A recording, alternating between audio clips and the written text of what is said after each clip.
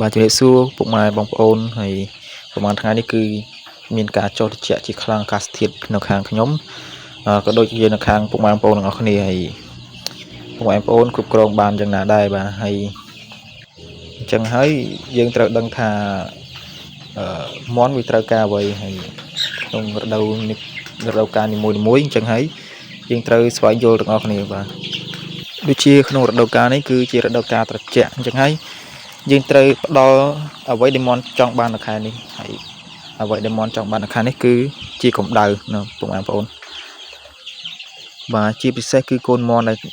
នឹងតែម្ដងពុកម៉ែបងប្អូនយើងជៀសវាងឲ្យវាឈឺតន់យើងត្រូវតែមើលការខុសត្រូវវាបានល្អទៅលើកម្ដៅជាពិសេសខែត្រជាក់នេះតែម្ដងពុកម៉ែបងប្អូនគឺចាំបាច់បំផុតគឺកម្ដៅនេះហើយយើងអាចដាក់ជាប្រភេទក្អមឆ្នាំងដីដុតកម្ដៅវាក៏បានយើងដាក់ជាធុងចុះក៏បានហើយជាអំពូលកម្ដៅក៏បានក៏ល្អតាមវិធីសាស្ត្រណាក៏ដោយតាមរបៀបណាក៏ដោយឲ្យតែយើងបានធ្វើបានដាក់ឲ្យវានោះហើយគឺវាល្អសម្រាប់មាត់របស់យើងហើយដូចបងប្អូនគាត់ដឹងអញ្ចឹងប្រហែលថ្ងៃនេះគឺត្រជាក់យល់មែនតើហើយជាពិសេសខាងព្រៃភ្នំដូចខាងខ្ញុំចេះអីគឺកំថាឲ្យមន់សំបីតែមនុស្សយើងហ្នឹងក៏ពិបាកដែរពុកម៉ែបងប្អូនប៉ុន្តែជាមិនថ្មីដែលឲ្យតែយើងមើលថែវាបានល្អដល់កម្ដៅវាបានល្អទៅគឺអត្រារស់វាគឺច្រើនហើយពុកម៉ែបងប្អូនហើយដូចក្នុងរូបនេះអញ្ចឹងរូបភាពវីដេអូនេះអញ្ចឹងគឺមើលទៅកូនមន់របស់យើងគឺភាគច្រើនគឺវាសុខភាពល្អអញ្ចឹងដោយសារយើងផ្ដល់កម្ដៅវាបានគ្រប់គ្រាន់អញ្ចឹងហើយជាពិសេសនោះគឺពេលព្រឹកគឺត្រជាក់ខ្លាំងជាងពេលយប់ទៅទៀតហើយអញ្ចឹងហើយពេលព្រឹកហ្នឹងគឺខ្ញុំក្រោកដុតដាក់ឲ្យមេសាទៀតអញ្ចឹងពួកអីក្អមយើងដុតពេលយប់នេះគឺវាតម្រុំដល់ព្រឹកវារលត់អស់ហើយអញ្ចឹងវានៅសល់ត្រជាក់ពេលវានៅសល់ភាពក្តៅតិចតួចអញ្ចឹងហើយយើងព្រឹកឡើងខ្ញុំដុតមេសាទៀតអញ្ចឹងហើយធ្វើឲ្យកូនមន់របស់យើងហ្នឹងវាទទួលបានកម្ដៅបានល្អបើយើងដុតតែពេលយប់ទេក៏ព្រឹកឡើងវាត្រជាក់ខ្លាំងអញ្ចឹងវានៅតែប៉ះពាល់ដដែលហ្នឹងអញ្ចឹងហើយព្រឹកឡើងយើងឆ្លៀតធ្វើវាបានម្ដងទៀតទៅតោះតែយើងព្យាយាមផងដែរនោះទើបមន់របស់យើងនឹងវាមិនសូវជាមានបញ្ហារបស់យើងធ្វើហើយចំពោះវាក៏មន់របស់យើងហ្នឹងក៏វាទៅតាមនឹងដែរ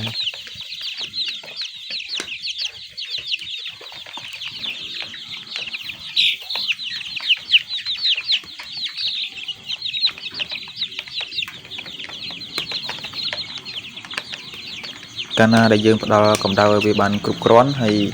សុខភាពវាល្អនោះការស៊ីចំណីរបស់វាហ្នឹងក៏វាជួយចិត្តស៊ីចំណីដែរហើយកាលណាវាចូលចិត្តស៊ីចំណីមន់យើងហ្នឹងក៏ឆាប់ធំឆាប់លូតលាស់បានលឿនសុខភាពវាល្អអញ្ចឹងទៅវាចូលចិត្តស៊ីចំណីអញ្ចឹងទៅ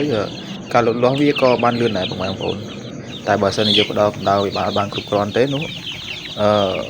ធ្វើវានឹងអន់ចំណីបាក់យូរក្រិនអញ្ចឹងណាហើយកូនមន់ខ្ញុំនេះមានតូចមានធំនេះគឺមិនមែន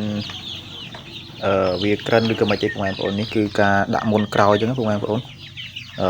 កូនមន់នេះគឺវាខុសគ្នា3សារហើយវាមាន3ដំណាក់កាលធំទី1នោះបន្ទាប់មកដាក់លើកទី2កណ្ដាលគូតូចជាងគេនេះគឺដាក់ក្រោយគេហើយសួរថា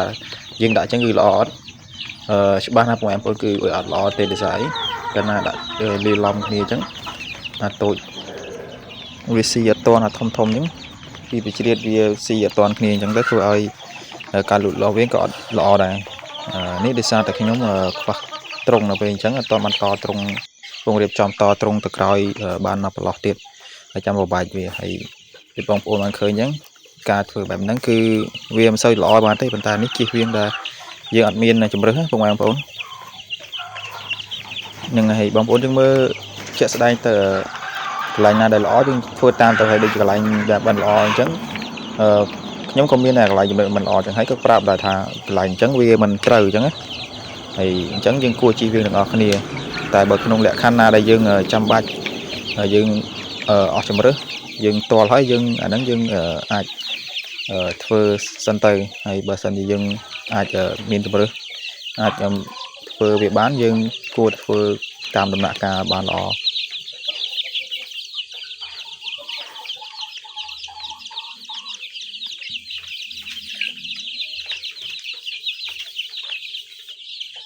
bà hay món sầm rạp khai này vì nó miền mùa tràn chẳng hay sầm rạp nó khang nhom với cực nhom bằng phù ở vì chẳng á phù mang phù này phải giúp chẳng hay như cà phê tiền từ lơ cầm đau như cà rừng nghề bảo viên nắng riêng có cà phê tiền cà mục khăm ngoài đây của mục khăm có về bằng coi món dương chi bàn đây mục này có về chi nhãn như mùi để bằng co trong người đấy ta đòn món dương phong đấy vì ai chơi món dương nắng cận nơi trong người ọt bạc say miền con tu phong con tu này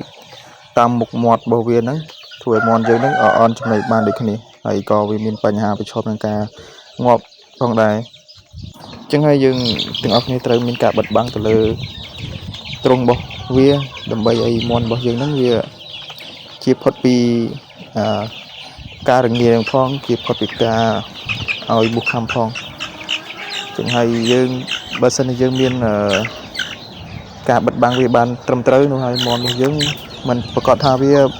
ជាផុត 100% ទេពុកម៉ែប៉ុន្តែវាជាផុតបាន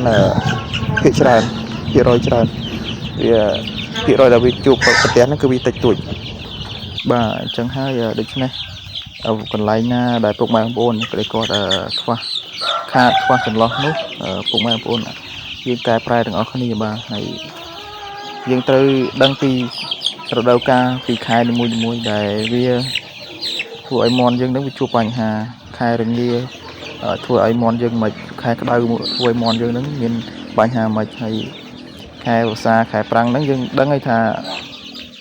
ប្រកាសទៀតវាយ៉ាងម៉េចអញ្ចឹងហើយយើងត្រូវមានការទប់ស្កាត់ឲ្យបានមុនជិះវាយើងជួបបញ្ហាហើយទើបយើងស្វះស្វែងរកវិធីដោះស្រាយនោះវាមិនងាយទេពុកម៉ែបងប្អូនអ្វីដែលយើងត្រូវទប់ស្កាត់យើងទប់ស្កាត់ឲ្យហើយកុំឲ្យវាមានជួបបញ្ហាទៅថ្ងៃមុខព្រោះបើសិនជួបបញ្ហាទៅគឺយើងពិបាកក្នុងការដោះស្រាយណាបាទនិយាយជារួមទៅពុកម៉ែបងប្អូនព្យាយាមមើលការខុសត្រូវការមើលថែទៅលើសត្វទៅបានទាំងអស់គ្នាជិះវាជួបបញ្ហា